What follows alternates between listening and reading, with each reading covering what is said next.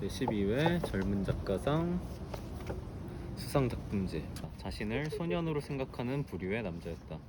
그리고 우리는 더 잘할 것도 없다는 듯이 굴고 싶어하는 여자애들이었다. 20살에 대한 꾸준한 취향, 그러니까 누군가에게 사랑이란 어떤 시기로의 지속적인 퇴행을 뜻하는지도 모른다.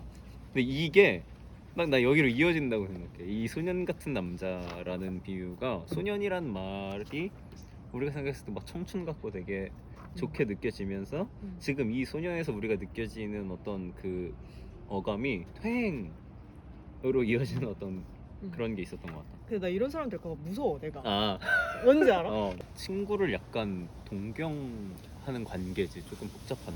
그 감정이 되게 비릿해질 수도 있거든. 근데 그 방향으로 가지 않고 결국은 우정을 나누고 싶어하지 꼬인 마음이 아니라 맞아. 정말 그 따뜻한 지점에 머무는 게 작가님이 따뜻한 사람이 아닌가. 그래서 좋았던 것 같아. 나는 되게 그걸 많이 느껴가지고 친구를 동경하는 마음을. 그리고 뭔가 되게 있어빌리티를 응. 보여주는 게 되게 중요하다라고 생각해서 음. 난 내가 어떤 행동이나 말을 했을 때 그냥 대학교에서 뭐 캠퍼스 생활을 할 때도 그렇게 객관적으로 계속 보고 다른 사람들 눈에 비치는 나에 대해서 생각을 많이 해봤던 것 같아. 나는 끊임없이 연수를 모사했다.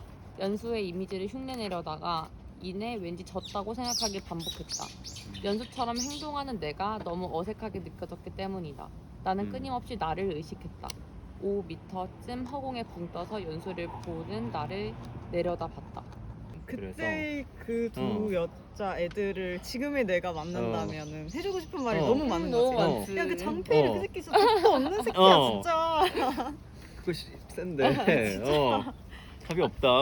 너는 이 문장에 대해서 어떻게 생각했어? 그 장피에르가 학생들한테 읽어준 어떤 경우라도 17에서 23살, 24살까지가 우리 삶에서 가장 추원 시절이라는 걸 머릿속에 담아두어라. 그러니까 얘는 그 시절에 사실 죽고 못 사는 애인 거지. 그 시절을 편하다고 여긴다라기보다 누구보다 애정하는 사람이 아닌가. 우리는 저 남자랑은 다르잖아. 장피에르 같은 사람은 모든 걸 다 소유하고서도 불행을 찾아낼 수 있는 사람이야. 저런 우울감은 특권층만 가질 수 있는 거라고. 혹시나 이 연구원을 기다릴 21살 여자에게 다가가서 내가 살면서 알게 된 것들을 말해주려고 하는 어떤 장면이 있는데 그 장면도 아주 좋아요. 나는 진짜 그 장면 네. 때문에 이 소설이 이 진짜 아주 맞아, 맞아. 정말 어떤 그런 의미로 식으로 좋은 끝나는 반전 거. 아닌가? 시대는 이 정도로 변했어. 내가 어줍지 않은 충고를 이제 안 해줘도 될 정도로. 저 두 소녀의 세계를 내가 감히 껴들어서 우리는 이제 나가 그 지난한 과정을 통해서 다 알았다고 생각하고 얼른 쟤를 꺼내줘야 되는 거 아니야 같은 생각을 하고 있다가 뒤통수를 한 대 맞는 거야. 너 지금 아직 팔로우 안 됐어. 너 요즘 것들 아니야. 너 요즘 것들 아니야. 라고. 사실 뚜비 아래에는 내 가슴이 있었다. 나는 가끔씩 위솥을 다 먹고 거울에 상반신을 비춰보곤 했다. 언젠가부터 내 가슴이 너무 예쁘다는 생각을 했고 아무한테도 그것을 보여줄 수 없다는 게 내 인생의 가장 큰 비극처럼 여겨진 적도 있었다. 너무 사랑스러워. 근데 그 뒤에 문장. 그러니까 뽀와 뚜비 아래에는 다른 가능성도 있었다는 말이다. 근데 장필은 이걸 끝까지 알아채지 못해. 나란 사람이 어떤 사람인지를. 근데 이 결국 상대방이 누구인지를 계속 모른 채로 어떤 시선으로 접하는 건 내가 연수를 보는 것도 약간 마찬가지. 얘도 보고 싶은 대로 본 거야 연수를. 근데 나 이 지점 되게 많이 공감해. 난 그래. 내가 너무 좋아했던 사람을 이 사람 뭔 사람인지를 모를 때가 있었어.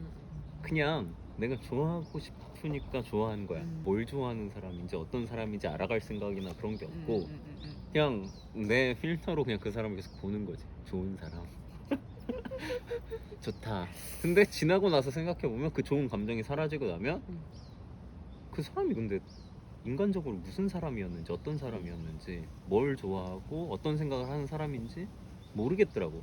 근데 내가 연수를 이렇게밖에 볼 수 없게 만들었던 당시의 어떤 대학이나 사회나 어떤 그 푸시 압력 구조의 구조지. 문제. 지금 이 서점에서 더 이상 향유되지 않았으니까 이 시대에 다시 작용하지 않았으면 하는 자기의 어떤 상징적인 행동이지. 그 맞아. 책을 이제 숨기고 가는. 이제 이런 서사가 되게 메인 서사가 어. 아니었으면 좋겠어요 하고 이걸 앞자리에 있는 책을 꺼내서 구석에 숨겨두고 더 이상 여기에 어. 손길이 닿지 않았으면 어. 좋겠다. 이게 되게 귀여운 어. 행동이긴 한데 아무튼간에 그러면서 이제 난 여기까지가 난 솔직히 말하면 그 반전이 없었어도 이 소설을 좋아했을 것 같아. 근데 어. 그 소설이 그 반전이 반전이 있으니까 이 있어서. 소설이 더 완벽해. 존나 이해했어. 너무 윤리적이라고 생각해. 어.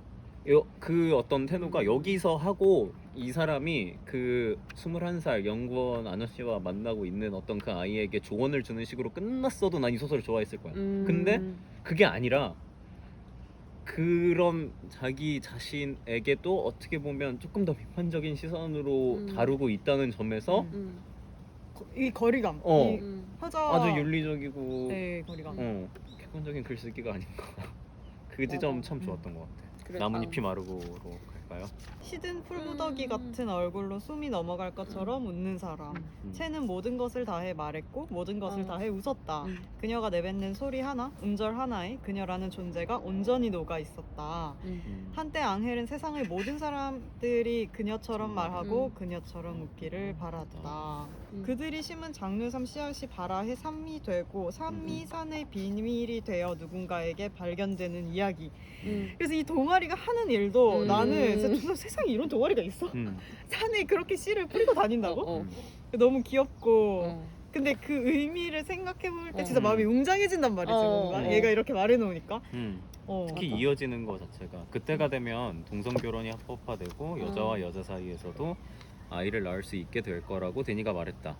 그런 마음으로 씨를 뿌리는 진짜. 거라면 그 마음이 뭔가 미래를 기대하는 일을 끊임없이 그 장대한 시간을 믿고 일단 그 시에서 어쨌든 발화가 될 거라고 믿는 거니까 어떤 걸 심었을 때 그걸 키우는 게 계속 뭔가 바라보진 않지만 그래도 걔가 잘 자랄 거라고 좀 믿는 그런 뭔가 관점? 보이지 않는 곳에서 자라고 있을 거라고 맞아 믿는 거 소외됐기 때문에 어쨌든 소외된 사람들끼리 뭉쳤다는 거지. 근데 어딘가에서 적응을 못하고 나오고 했던 사람들이 여기서 모여서 씨를 뿌리게 되는. 맞아.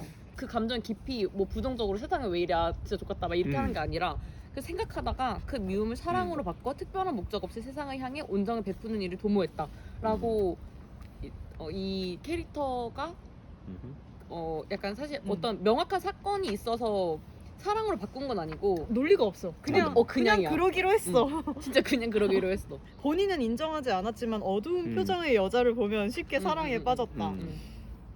채가 직접 말한 적도 있었다. 자기는 이미 6살 때부터 알았다고. 그러니까 채가 너무 똑똑해, 애가. 그런 건 누가 알려주지 않아도 스스로 알게 되는 것이라고. 언젠가 자신이 신을 찾게 될 거라는 믿음이나 언젠가 예술을 하게 될 거라는 예감처럼 시간이 지날수록 확신하게 되는 영혼에 새겨진 주름 같은 것이라고. 나 이거 너무 좋았어. 이건 채 할머니가 이제 곡기를 끊고 자살하겠다라고 하니까 한번 보고 싶다라고 말을 했던 게 앙헬이고 그래서 채가 앙헬한테 전화를 하면서 오랜만에. 연락을 하게 되잖아. 근데 결국 소설의 끝이 할머니를 뭐 보고 이러진 않아. 맞아. 그래서 나는 약간 이거는 좀 할머니가 너무 소비된 게 아닌가 라고 생각했어. 근데 있을 법한 일이라서 막 자기적이라고는 못 느꼈고 그냥 굳이 이렇게였어야 했나? 다른 방식으로 제외해도 됐지 않았나? 라는 생각이 들었고. 그리고 그 나무를 보았다. 산비탈에 서있던 한눈에도 메마르고 병들어 보이던 나무. 잎을 펼치고 열매를 맺는 일이 고달프듯 꽈배기처럼 몸을 뒤틀며 자란 나무. 이게 사실 앞에 나온 그 채의 묘사랑 어느 정도 비슷하고 다가가 굵은 줄기를 얼로 만지자 과자 조각처럼 껍질이 부서졌다. 그 껍질 속으로 검게 썩은 속살이 보였다. 그런데도 가지에 달린 잎만은 풍성해 둥근 잎들이 마치 꿀을 바른 듯 윤이 났다.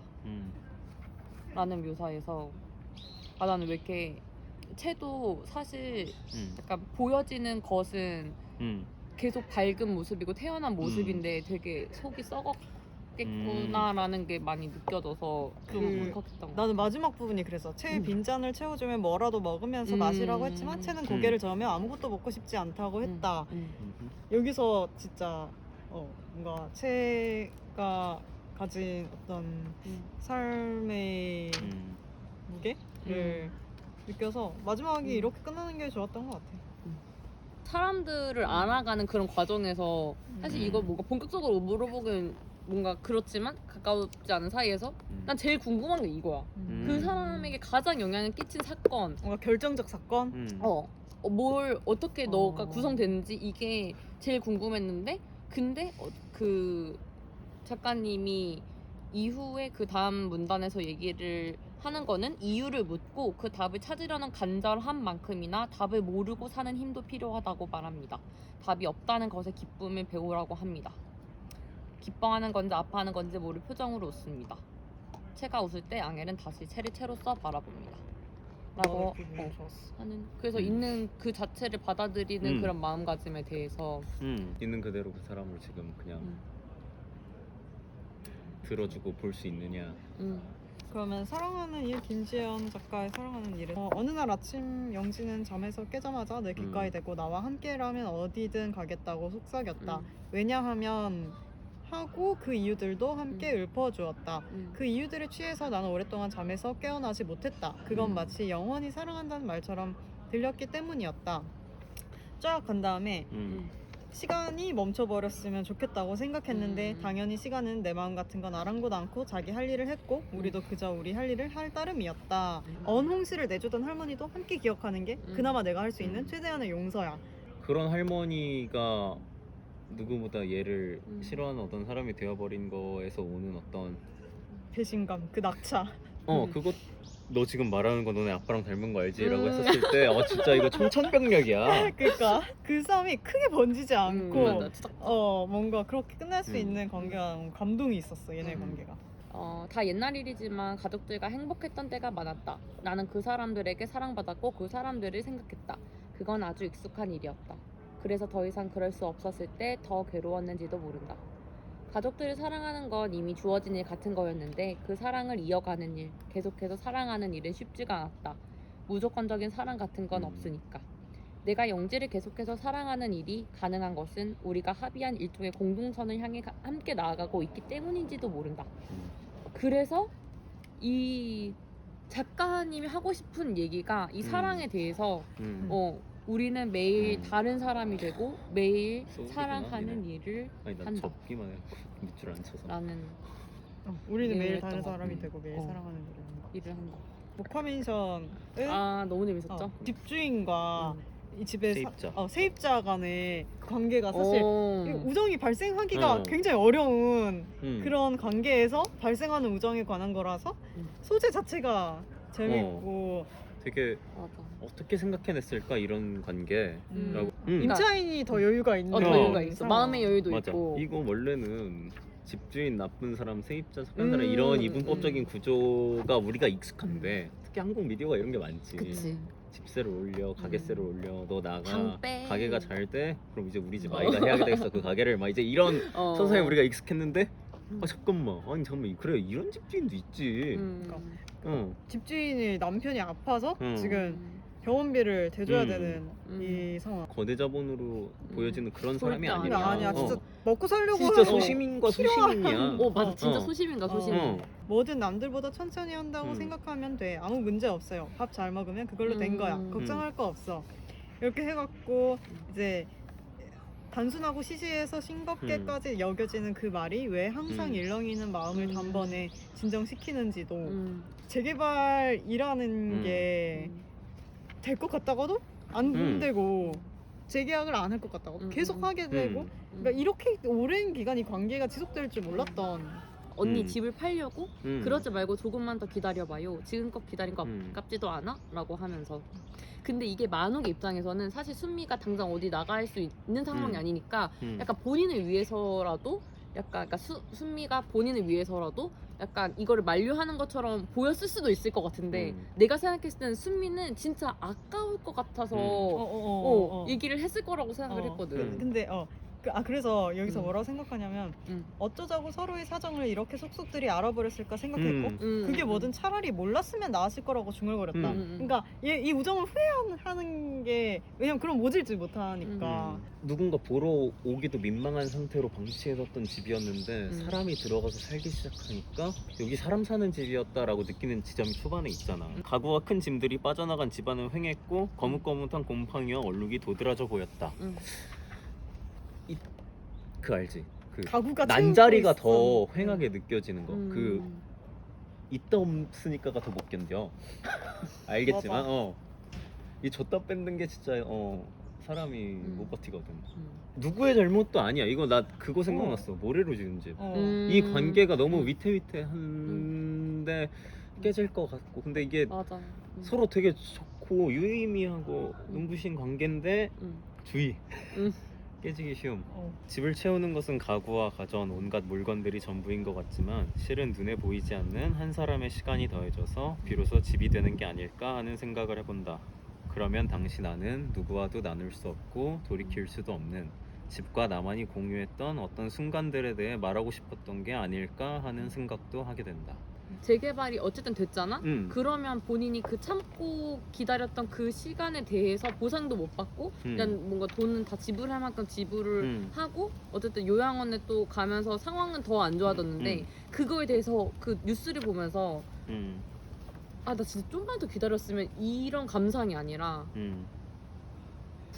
그 184쪽 마지막 문장인데 부서지고 무너지고 허물어지는 것이 다만 눈에 보이는 저 낡은 주택들만은 아닐 거라고 말이다 하면서 뭔가 이 지점이 더 중요해라는 거를 말해주면서 끝냈다라고 생각해서 더 좋았어. 재개발이라는 어떤 목표치까지 그게 정해져 버린 이상 그때까지 기다리는 시간밖에 안 되거든. 그 사이는. 근데 사실 인생이란 거는 그 시간 자체가 그냥 그 공간을 향유하고 집으로서 존재하고 의미가 있는 건데 뭔가 허물어지게 기다리는 거가 돼버림으로써 너무 제대로 만끽하지 못하게 된다고 생각해. 그러니까 저당 잡힌 저당 잡힌 순간들. 시간처럼 느껴져서 근데 그게 아닌 거에 대한 소설이라고 생각해. 그러니까 근데도 그 얘네가 시간, 정말 그 저당 너무 잡힌 유의미한 시간 인간관계를 내에서의 맺었고. 누군가 정말 살아갔던 그 시간과 관계와 0%를 읽어볼게요, 문장들을. 나는 누군지도 모르는 감독의 첫 장편 영화를 보기 위해 내 하루를 다 쓰기로 마음먹었는데 내가 왜 그런 마음을 먹었는지는 알 수가 없었다. 내가 처음 실제로 단성사를 봤을 때 단성사는 이미 폐허가 되어 있었다.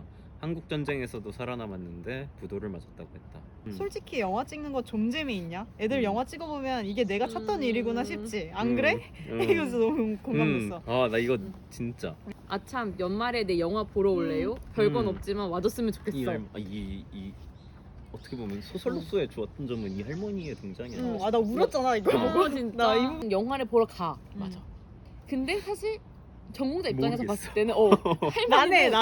하고 싶은 말만 한다. 도무지 할머니 연출 의도를 모르겠다. 근데 그 다음에 할머니는 그저 보고 싶은 것을 보고 하고 싶은 말을 한다. 이거 난 딱 이 지점이 나 그냥 진짜 나 이 할머니- 마지막 페이지 보면서 울었어 나. 묘사로 흔들리는 보면은 카메라. 이 영상이 사실 거의 할머니 집 UCC 같아.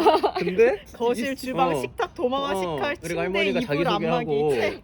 이거 약간 할머니 집 UCC 같은데 이걸 보면서 할머니는 그저 보고 싶은 것을 보고 하고 싶은 말을 한다. 결국 이게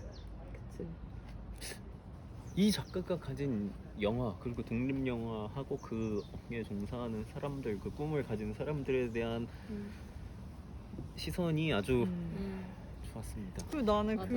이거 너무 좋았던 것 중에 하나가 또 뭐냐면 그 극장에 있는 관객들과 얘가 같은 경험을 공유했다는 것 그리고 우리가 어디서 어떻게 만날지 다시는 못 만날 수도 있고 거기서 그거 영화 봤는지도 모를 수도 있지만 어쨌든 그 시간을 공유했다는 거에 대해서 이 화자가 갖고 있는 연대의식이라고 하기엔 그렇고 어쨌든 약간 뭔가- 동료의식 그치. 우리 거기 있었다 그걸 그 관객들과 느낀 그 음. 끈끈함도 나는 좋았어. 슬슬 하늘에 붉어지고 있었다. 바다 건너 멀리 아주 멀리 해가 보였다. 정동진에서 해가 지는 걸 다 보네. 라고 하면서 얼핏 해가 뜨고 있는 것처럼 보이기도 했다. 그래서 난 그 0%라는 게 약간 그 정말 원점으로 돌아간 것이 지금 여기에서 나온 해로 이게 뜨는 것, 지는 것처럼 보일 건데 수도 뜨는 것처럼 보일 수도 보이는 있는 것도 있는 거고 그 지점이 그래서 그 0%가 되게 희망차 보였어.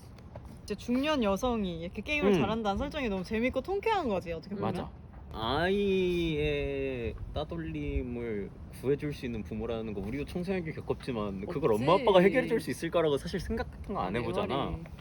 난 그래서 엄마가 게임 대신 해준다고 했을 때 오히려 아 이거 더 들키면은 엄청 더 놀림감이 될 텐데. 그런- 아 근데 이번 평론이 정말 다 좋았어. 이번 평론이 너무 전반적으로 다 좋아서 내 말이. 진짜 정체성을 형성하는 청소년기에 유독 여성 퀴어 혐오가 거세지는 것은 그 시기가 자신의 지위를 높이기 위해서는 그 아래에 다른 사람을 배치하면 된다는 간단한 원리를 터득하는 때이기 때문이기도 하다.